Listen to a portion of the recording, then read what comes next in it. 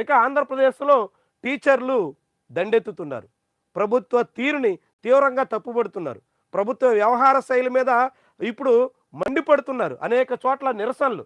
విజయనగరంలో ఆందోళన చేస్తున్నటువంటి ఉపాధ్యాయులు ఎస్జిటిల బదిలీకి సంబంధించి వెబ్ కౌన్సిలింగ్ ద్వారా ట్రాన్స్ఫర్ చేస్తాం అని ప్రభుత్వం చెబుతుంది.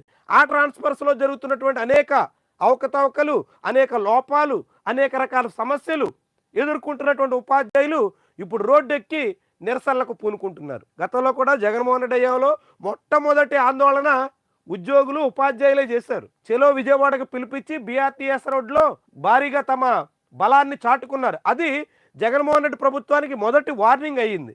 ఇప్పుడు చంద్రబాబు ప్రభుత్వం వచ్చిన ఏడాది లోపలే, అప్పుడు జగన్మోహన్ రెడ్డి కనీసం 3 ఏళ్ల తర్వాత అయినా జనం రోడ్డెక్కారు.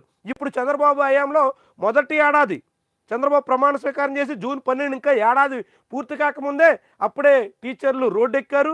రేపో మాపో నేరుగా విద్యాభవన్ ముట్టడిస్తాం అంటూ చెలో అమరావతికి పిలుపునిస్తున్నారు. ఇది చాలా పెద్ద సమస్యగా మారేదానికి అవకాశం ఉంటుంది.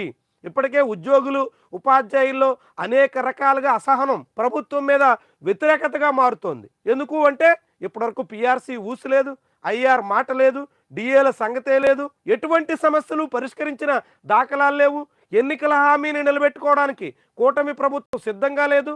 ఇలాంటి అనేక కారణాలతో ఉద్యోగ ఉపాధ్యాయుల్లో మొదలైనటువంటి ఆగ్రహం ఇప్పుడు బదిలీల ప్రక్రియ సందర్భంగా పెళ్లు బిగుతుంది. ఇది ప్రభుత్వానికి పెద్ద సమస్యగా మారేదానికి అవకాశం ఉంది. విద్యాశాఖ మంత్రి నారా లోకేష్ వచ్చి మాతో చర్చలు జరపాలి అంటూ ఉపాధ్యాయ సంఘాలు ఒత్తిడి పెంచే ప్రయత్నం చేశాయి. కానీ కేవలం కోన శశిధర్ లాంటి విద్యాశాఖ ప్రిన్సిపల్ సెక్రటరీ మాత్రమే వచ్చి చర్చలు జరిపి సంతృప్తి పరిచాము అని చెప్పారు. కానీ అసలు సంతృప్తే చెందలేదని, ఉపాధ్యాయులు ఇంకా ఆగ్రహంగానే ఉన్నారని, ప్రభుత్వ తీరుని తీవ్రంగా తప్పుబడుతున్నారని, నిరసనలకు దిగి ప్రభుత్వానికి వ్యతిరేకంగా ఆందోళనలు చేపట్టారని ఈ పరిణామాలు మనకి చాటుతున్నాయి. రాష్ట్ర వ్యాప్తంగా అన్ని జిల్లాల్లో ఉపాధ్యాయులు ఆగ్రహంతో ఇలాంటి రీతిలో వందల మంది రోడ్డెక్కి ధర్నాలు చేస్తే అది ఈనాడు, ఆంధ్రజ్యోతి పత్రికలో మనకు కనిపించదు.